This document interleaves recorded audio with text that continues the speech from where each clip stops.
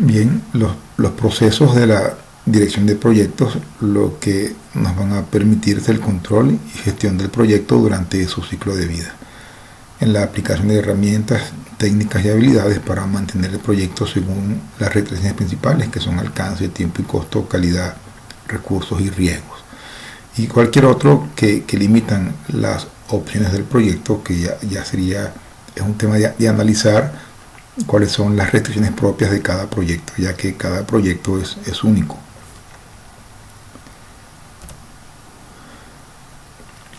Dentro de estos procesos hay básicamente procesos orientados a la gestión de proyectos y procesos orientados a la gestión del producto. Los procesos orientados a la gestión del producto son propios del tipo de proyecto, sea de obras civiles, de desarrollo de aplicaciones, de investigación, docencia o alguno parecido. Lo que vamos a ver en el PMBOK, o lo que explica el PMBOK, son los procesos de la dirección del proyecto, es decir, cómo vamos a planificar, controlar y gestionar el proyecto para cumplir con el objetivo del mismo. Estos procesos aseguran que el proyecto avanza de forma eficaz a lo largo de su ciclo de vida.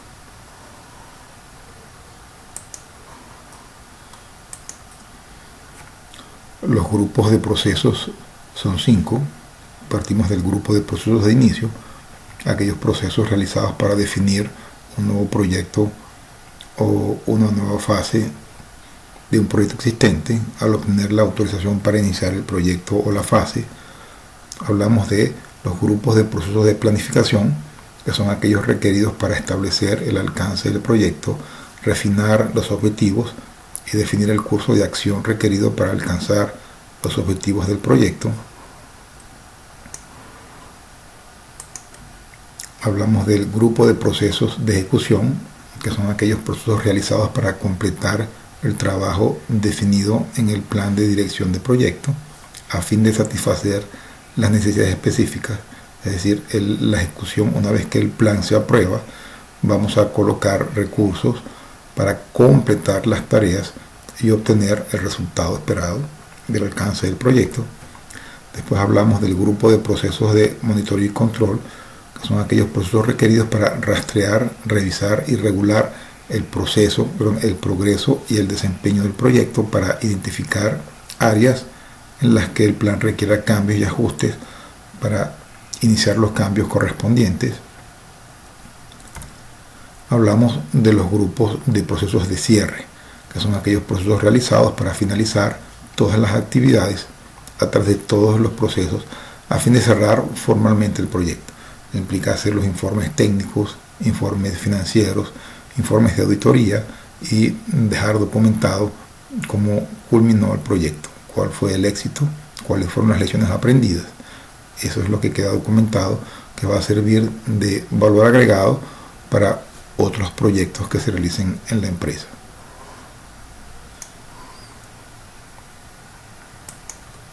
Es importante comprender que estos grupos de procesos, que son grupos porque agrupan de esa forma lógica en inicio, planificación, ejecución, monitoreo y control y cierre, los 49 procesos que conforman las 10 áreas de conocimiento.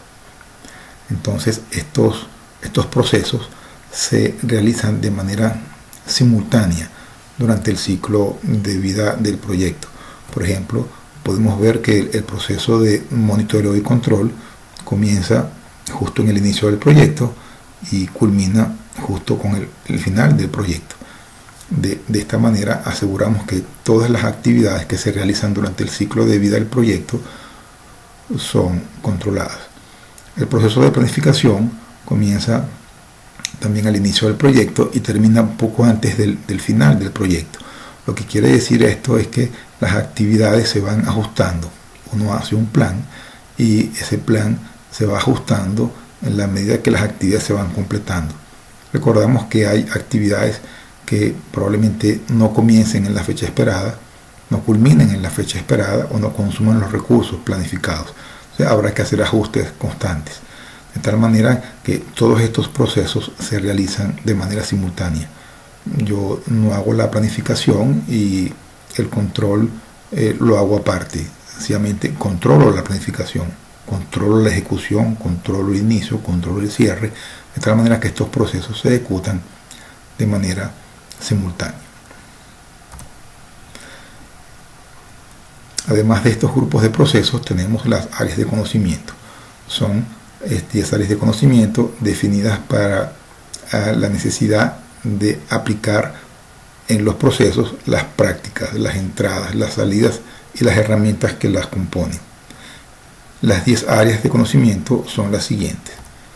La primera es la gestión de la integración, que son actividades para identificar, definir, combinar, unificar y coordinar los procesos y actividades de la gestión de proyectos dentro de los grupos de procesos.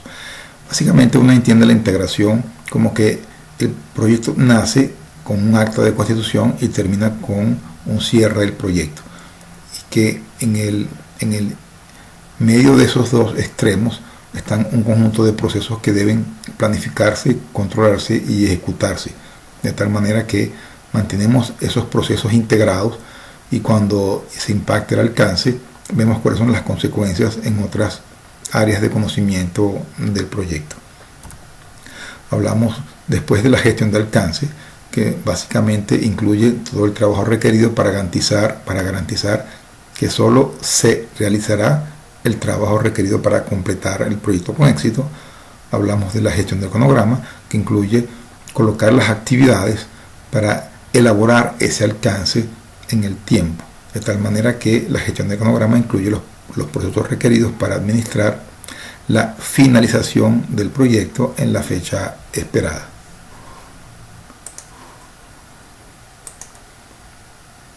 Otra área de conocimiento es la gestión de los costos del proyecto, que son procesos para planificar, estimar y obtener el financiamiento requerido y gestionar y controlar los costos de tal forma que se complete dentro del presupuesto aprobado. Otra área de conocimiento es la gestión de la calidad, que prácticamente asegura la aplicación de políticas de calidad de la empresa en cuanto a planificación, control y gestión de los requisitos de calidad, es decir, de aquellas actividades que vamos a ejecutar para asegurar que el producto es cónsono con las especificaciones técnicas, funcionales y de diseño establecidas en la documentación de los entregables del proyecto. También hablamos como área de conocimiento de la gestión de recursos, que es identificar y adquirir y gestionar los recursos necesarios para la conclusión exitosa del proyecto. Hablamos de que los recursos para completar el proyecto son humanos y materiales, equipos o servicios. Esos recursos serán asignados a las tareas del proyecto para completarlas dentro de las restricciones.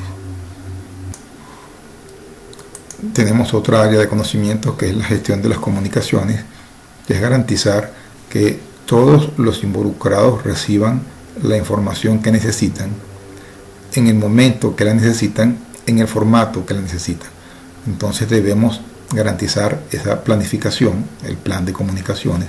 Debemos asegurar que la información se recopila, se crean los reportes, se distribuyen, almacenan y se recuperan de tal forma que la información final sea almacenada y distribuida de manera oportuna durante todo el ciclo de vida del proyecto.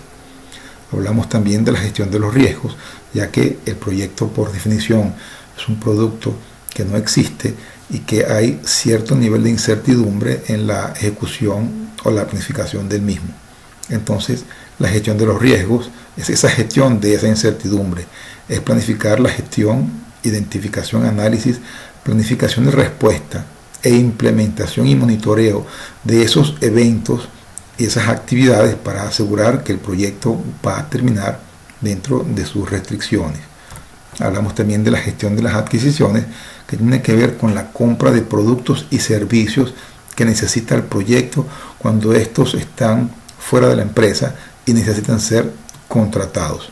Entonces, esta es la gestión, es la compra o adquisición de los productos, servicios o resultados requeridos fuera del equipo del proyecto.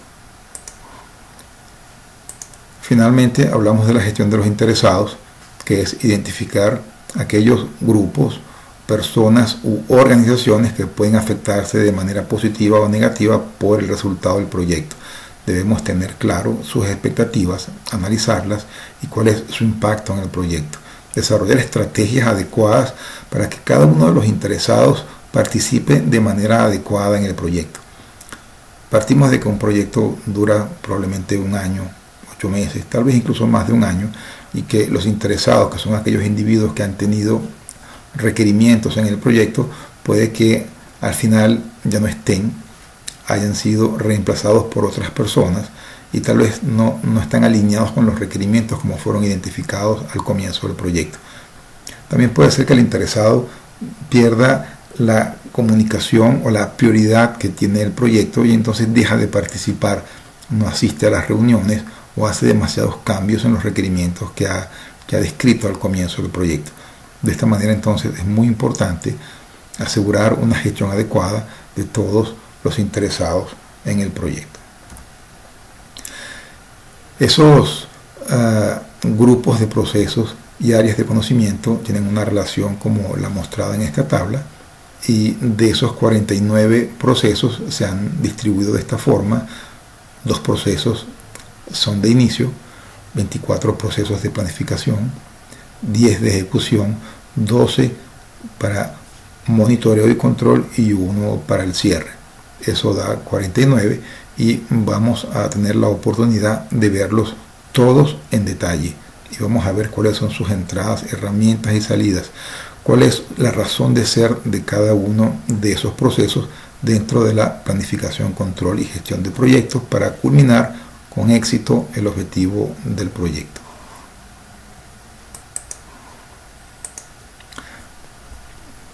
Viendo un poco más en detalle los grupos de proceso, como les comenté, el grupo de inicio tiene 2 procesos.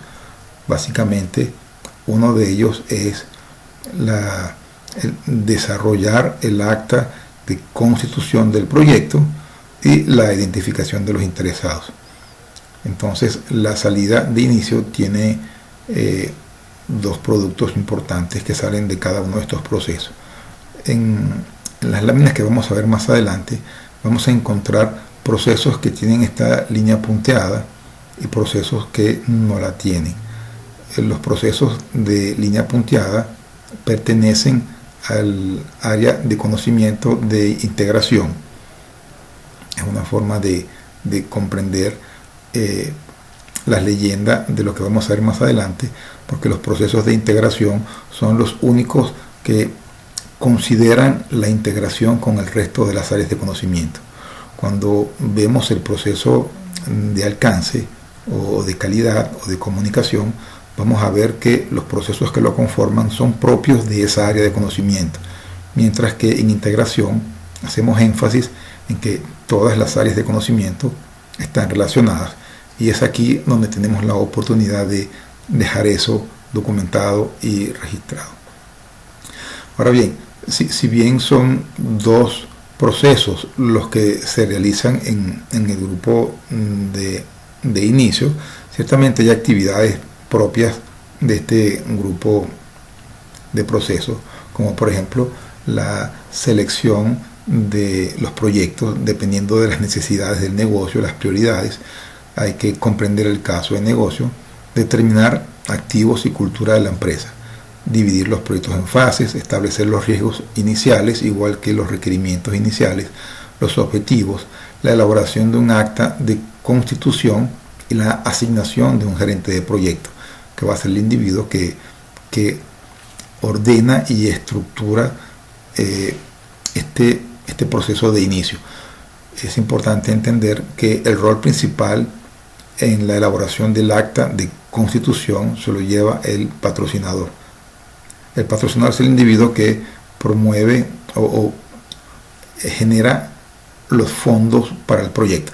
Claro, además participa en otros procesos, ya que el individuo que genera los fondos para el proyecto también está o se involucra en los temas de planificación, en los temas de riesgos, donde hay que calcular las reservas para el proyecto, cuando hay cambios que pueden impactar de manera importante el presupuesto del proyecto. Cuando el presupuesto del proyecto no se consume de manera adecuada, no se desempeña de manera adecuada y hay cambios, ahí también se ve involucrado el patrocinador.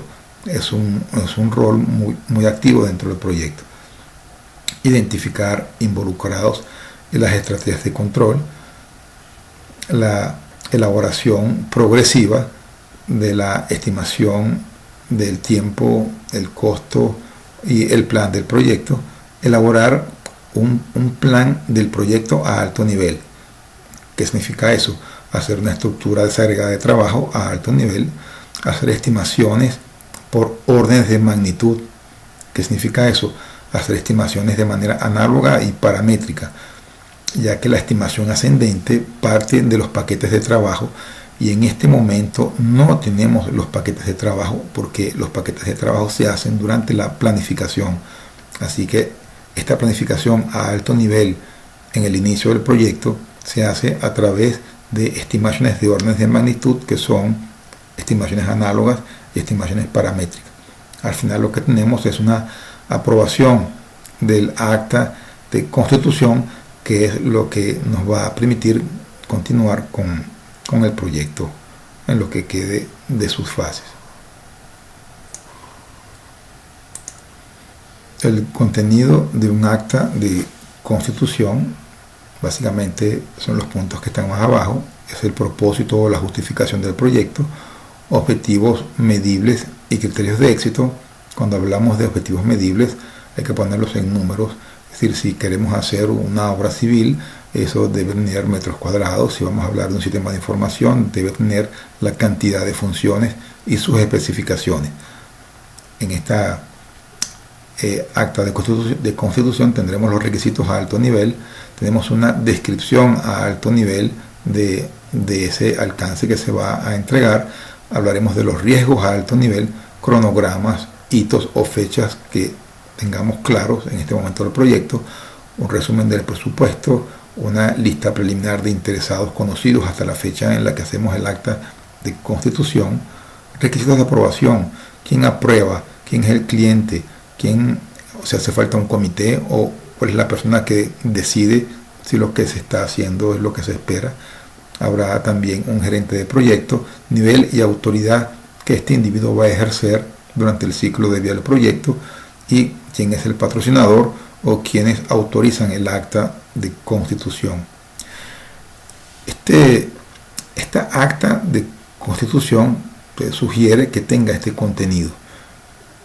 Puede tener cosas adicionales dependiendo de el formato que la empresa tenga para elaborar un acta de constitución. Pero lo importante es que el acta de constitución es una documentación a alto nivel de alcances, costos, requerimientos y cualquier cosa que haga falta para darle continuidad y elaborar el plan detallado del proyecto. Entonces, esto es una recomendación, una sugerencia de cuál pudiera ser el contenido de un acta de constitución para el proyecto. En relación al grupo de procesos de planificación, vamos a verlos en detalle todos más adelante. Vamos a entender que el grupo de procesos de planificación tiene como salida el plan del proyecto, el plan detallado del proyecto. O sea, hace falta un plan de integración, como vamos a relacionar las diferentes áreas de conocimiento. Vamos a establecer cómo vamos a planificar el alcance, el cronograma, la gestión de los costos, la gestión de la calidad, la gestión de los recursos, la gestión de las comunicaciones y todo esto relacionado con una gestión de integración del proyecto, que es uno de los procesos que está en el centro de la lámina, que es el proceso de integración, de tal manera que este proceso de gestión de la integración del proyecto tiene una estrecha relación con cada uno de los procesos de planificación que corresponden a cada área de conocimiento. Esto requiere una pequeña reflexión. A ver, si bien no tenemos que aprendernos de memoria, el sentido común nos ayuda a comprender cuáles son los procesos de planificación. Si bien cada área de conocimientos tiene un proceso de planificación, ahí podemos comprender que hay 10 procesos que son fáciles de entender porque dicen, o su nombre arranca por planificación. Planificación de alcance, planificación del cronograma, planificación de la calidad, planificación de la comunicación. Entonces está claro que cada área de conocimiento tiene un proceso que se llama planificación. Sin embargo, hay 12 procesos adicionales. Pero que el sentido común nos ayuda a entender. Por ejemplo, si hablamos de alcance y hay que recopilar requisitos, eso no se puede hacer durante la ejecución. Ya en la ejecución eso debe estar claro. Si hablamos de la gestión del cronograma, identificar las actividades no es algo que se puede hacer durante la ejecución. Eso debe estar hecho. Y así para cada una de las áreas de conocimiento hay procesos que claramente nos hace pensar que son procesos de planificación. Uno debe entender que en todo lo que se refiere a la gestión de proyectos, el sentido común es importante y priva sobre prácticamente todas las formas de planificar que existen. Una visión a alto nivel del proceso de planificación es tener un plan de la gestión del proyecto, tener una estrategia y elaboración del plan del proyecto, requerimientos ya a nivel detallado. Ya veremos cómo el uso de herramientas como la estructura desagregada de trabajo nos permite identificar los requerimientos a bajo nivel, cuáles son las premisas y restricciones. Una premisa es algo que yo asumo como cierto y como lo asumo como cierto actúo en consecuencia. Por ejemplo, yo puedo decir que los materiales para el proyecto son nacionales. Entonces no voy a pensar en ningún proceso de importación porque no necesito hacerlo. Ahora, ¿qué pasa con las premisas? Que las premisas hoy son ciertas, pero 2 meses después ha cambiado algo que ya no son igualmente válidas y eso nos trae consecuencias en el proyecto. Hablamos también de tener claro el alcance, hablamos también de tener claro los requerimientos de procura si vamos a contratar algún producto o servicio durante el proyecto. Tendremos la descripción de los productos a bajo nivel a través de la estructura desagregada de trabajo y el diccionario de la estructura desagregada de trabajo. Estas dos cosas conforman la línea base de alcance, que lo veremos más adelante. La lista de actividades basados en la estructura desagregada de trabajo. Vamos a tener el equipo de trabajo. Haremos una evaluación de la red de actividades para poder identificar el camino crítico, la holgura, la duración del proyecto. Hablamos también de la estimación de los costos y recursos, cronograma, ejercicios o análisis de compresión de cronograma, es decir, de qué podemos hacer para acelerar el proyecto. Ya veremos más adelante que solamente hay 2 técnicas para acelerar el proyecto, que es o poner tareas en paralelo o agregarle más recursos al proyecto.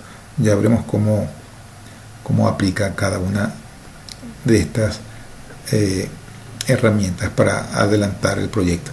Hablaremos de calidad, estándares y métricas, hablaremos de roles y responsabilidades porque es importante que el proyecto tenga documentado cuáles son los roles y responsabilidades de todos los recursos que entran al proyecto. Un recurso no puede entrar a un proyecto sin que esté descrito qué es lo que va a hacer, cuál es su responsabilidad, cuál es la habilidad que debe tener, cuándo comienza, cuándo termina. Y este proceso de planificación realmente es un proceso iterativo.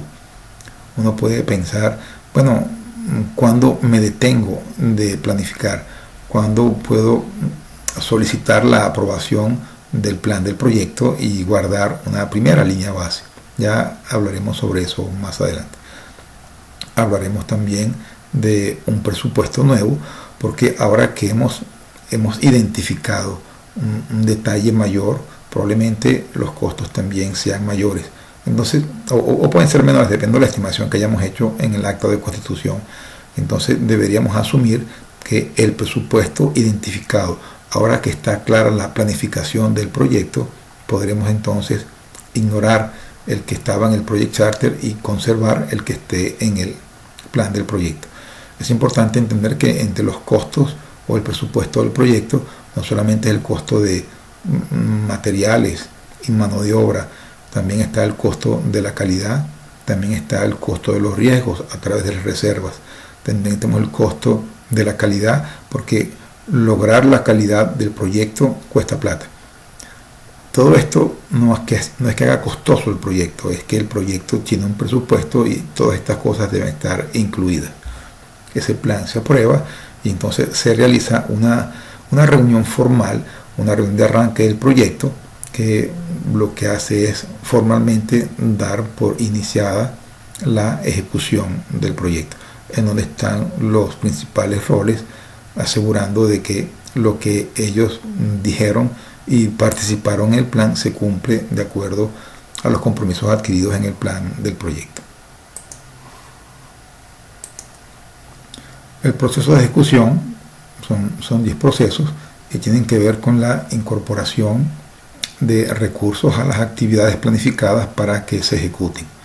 El proceso de ejecución se inicia una vez que el plan ha sido aprobado y lo que hacemos es asegurar la calidad de los productos que se van elaborando a través de las actividades del proyecto. Hacemos la gestión de los recursos para tener claro que el desempeño de los recursos es el adecuado. Nos comunicamos con todos los interesados, hacemos una gestión adecuada de riesgos y gestionamos los temas de procura o contratación. Este conjunto de procesos también está relacionado con los procesos de integración, que es dirigir y gestionar el trabajo de proyecto y gestionar el conocimiento del proyecto. Es decir, si yo hago gestión de calidad y eso necesita hacer algún ajuste en el trabajo que se debe realizar, entonces yo voy a relacionar estos dos procesos. Igual ocurre con el resto de los procesos, de los 10 procesos de planificación. Partimos entonces de que ese proceso de ejecución incluye adquirir los equipos de trabajo, ejecutar las actividades, crear los productos, implementar los cambios requeridos, son los aprobados, ya que el cambio no necesariamente tiene que ser aprobado y hasta que no sea aprobado no debería modificar para nada el plan del proyecto. ¿Cuál es el sistema de autorizaciones para hacer las solicitudes respectivas del cambio y quién las aprueba? ¿Qué procesos vamos a utilizar? ¿Cómo vamos a asegurar la calidad? ¿Cómo vamos a gestionar los recursos para que se desempeñen de acuerdo a lo esperado para culminar dentro de las restricciones o incluso antes? ¿Cómo vamos a reunirnos para la gestión del proyecto? ¿Cómo vamos a documentar las lecciones aprendidas? ¿Cómo vamos a resolver los conflictos? Que va a haber conflictos. El proyecto del conflicto se da naturalmente por la interacción entre las personas que participan en el proyecto. Ya veremos más adelante cuáles son las estrategias para atender los conflictos. Habrá una comunicación, habrá una implementación de los procesos de calidad, habrá que prevenir y solucionar los problemas que van a surgir durante la ejecución del proyecto. Medir el desempeño. El desempeño es una medida de progreso de las tareas, de los recursos o del proyecto. Uno hace un plan y establece una medición del desempeño que después en el proceso de control revisaremos si esa medida del desempeño es la esperada a una fecha de corte o una fecha de estado. Desarrollar y gestionar al equipo de trabajo y procura de productos y servicios necesarios durante el ciclo de vida del proyecto. En relación al proceso de monitoreo y control, hablamos de 12 procesos. Como les comenté en una oportunidad, este proceso de monitoreo y control lo que pretende es comparar lo que dije que iba a hacer contra lo que estoy haciendo realmente. Y en esa comparación entre líneas bases y ejecución hay variaciones. Las variaciones se deben identificar.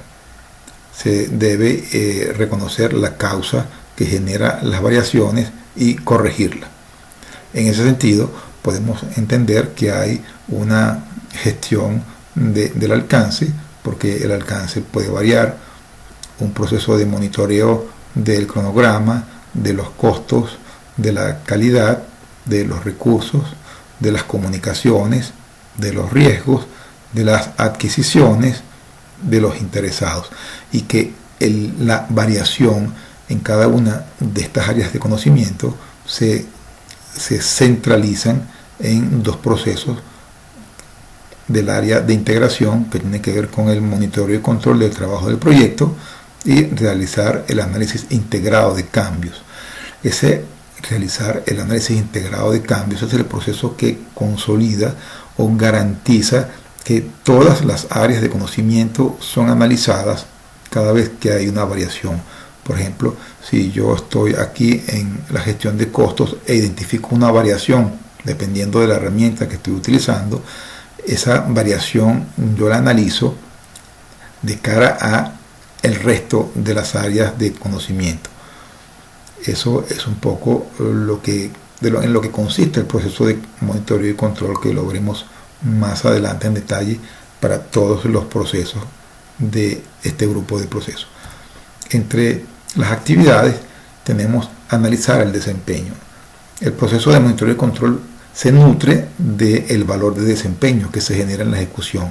Entonces, le corresponde al proceso de monitoreo y control analizar ese desempeño, determinar las variaciones, cuál es la importancia de esas variaciones, solicitar los cambios o reparar defectos dependiendo de la magnitud que estemos, si las variaciones están soportadas por la reserva o por las holguras. Ya hablaremos de eso más adelante. En el caso de holguras, de que sea una variación de tiempo, pero la actividad tiene una holgura, puede ser que eso no impacte y no requiera de una acción correctiva, preventiva o reparación de defectos. Control de las líneas bases de tiempo, costo, calidad y alcance. Es importante entender que las líneas bases no cambian por las variaciones que se generen durante el ciclo de vida del proyecto. Las líneas bases cambian cuando el cliente hace un cambio. Yo, como gerente de proyecto, estoy obligado a mantener las líneas bases, y cualquier variación que ocurra debo hacer la acción correctiva, preventiva o reparación de defectos respectiva para volver a colocar otra vez el proyecto en líneas bases. Por eso es que el control se hace periódico, con cierta frecuencia, para encontrar las variaciones pequeñas y corregirlas antes de que impacten de manera importante el objetivo del proyecto. Hablamos también del control y gestión de la adquisición o de la procura. Hablamos de las reuniones de control del proyecto, del proceso de aprobación de cambios, de cómo vamos a informar el progreso, de cómo vamos a pronosticar. Aquí es bien importante el tema de monitoreo y control, porque cada vez que yo elaboro un documento de estatus, yo debo entender cuál es el desempeño a la fecha y cuál es el desempeño de lo que falta por hacer, de tal manera que puedo calcular cómo va a culminar. Yo puedo pronosticar si va a terminar el proyecto dentro de sus líneas bases, alcance, tiempo o costo o recursos, para tomar las medidas respectivas. Si no puedo estimar el proyecto, estimar cómo va a culminar el proyecto, entonces ese estatus no está correcto, no es adecuado. Aceptación de entregables intermedios que surjan durante el ciclo del proyecto, sobre todo al final de una fase.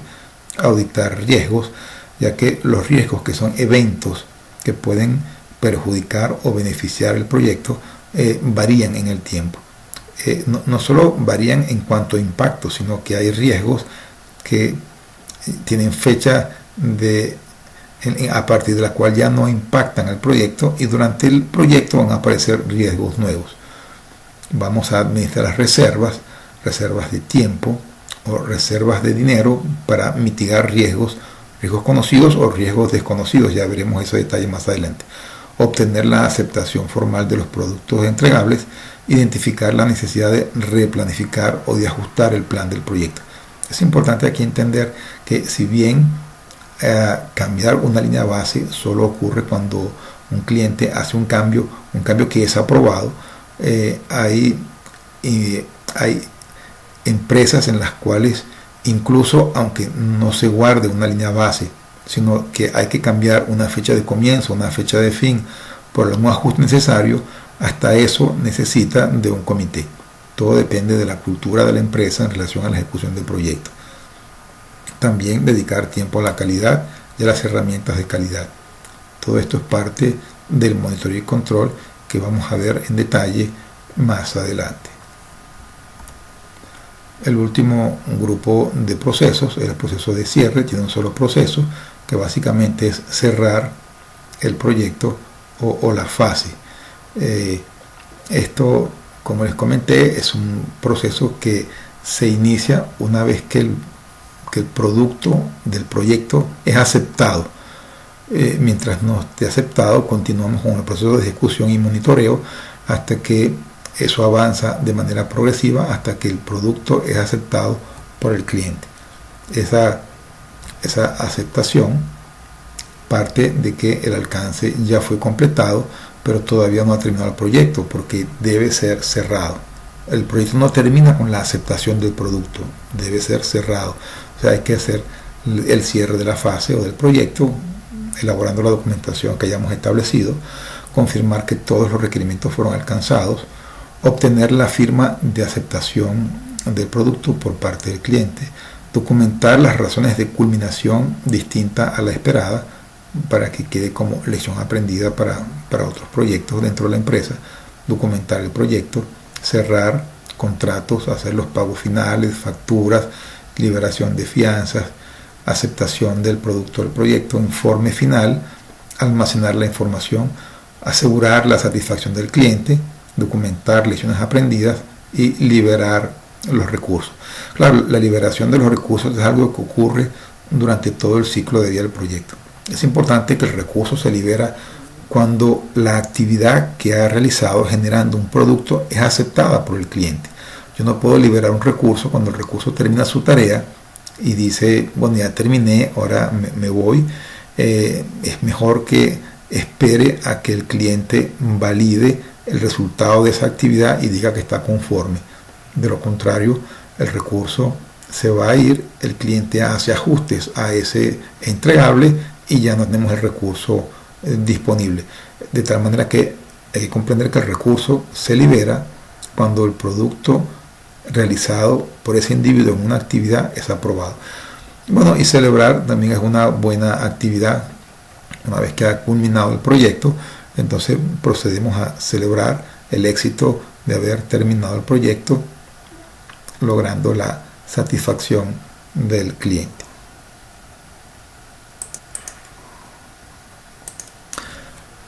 A lo largo del ciclo de vida del proyecto se genera mucha información de estatus, de los riesgos, de la calidad de los requerimientos, de los productos, de las variaciones, habrá solicitudes de cambio.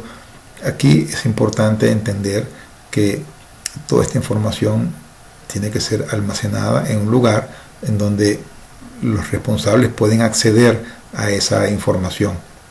Entonces, partimos de que durante el proyecto se generan datos del desempeño del trabajo, que son observaciones y mediciones directas identificadas durante las actividades ejecutadas. Por ejemplo, un porcentaje de progreso, una medición de desempeño, fechas, cambios, defectos, costos, duraciones, etc.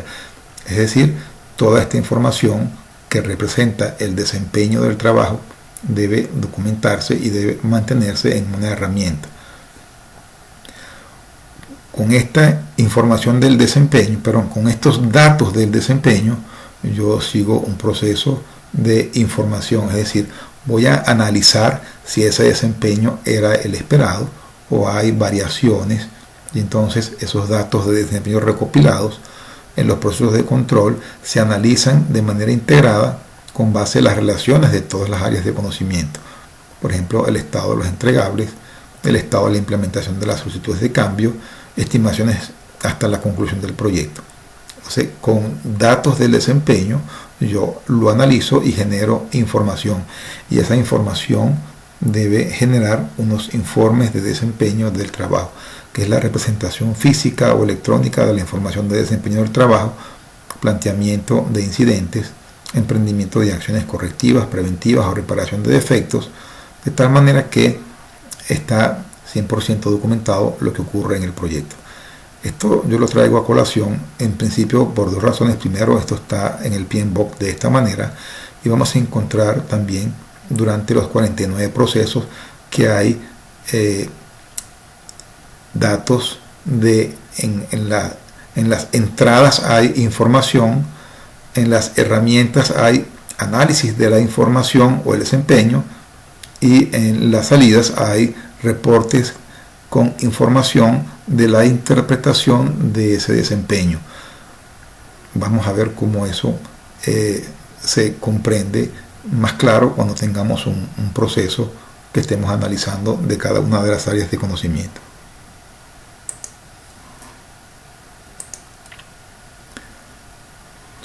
Parte de la documentación que se genera durante el ciclo de vida del proyecto, partimos que hay lo que llama el PMBOK, documentos de negocio de la dirección de proyectos. Esos documentos de negocios tienen que ver con el estudio de viabilidad económica documentado, utilizado para establecer la validez de los beneficios de un componente seleccionado, que carecen de una definición suficiente y que se usan como base para la autorización de otras actividades de la dirección de proyectos.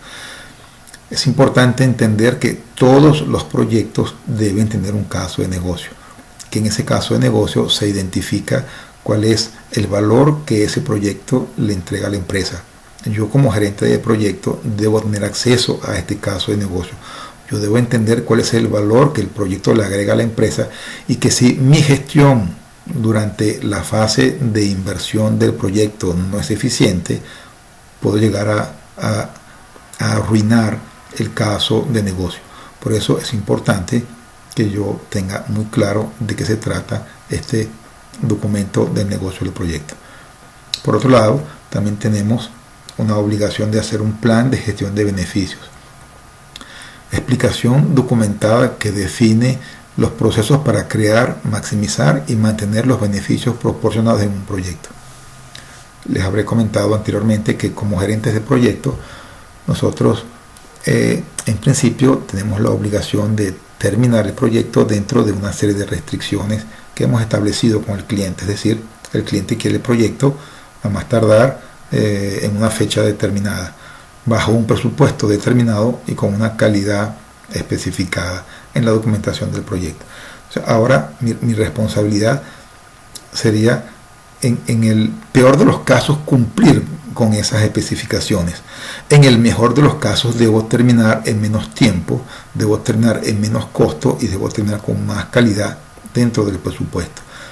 Ese es el valor que agrego como gerente de proyectos. Y básicamente le pregunto a la gente cómo progresa, cómo se desempeña para terminar dentro del presupuesto, digamos que eso no agrega valor. El valor que agrego como gerente de proyecto es en terminar en menos tiempo.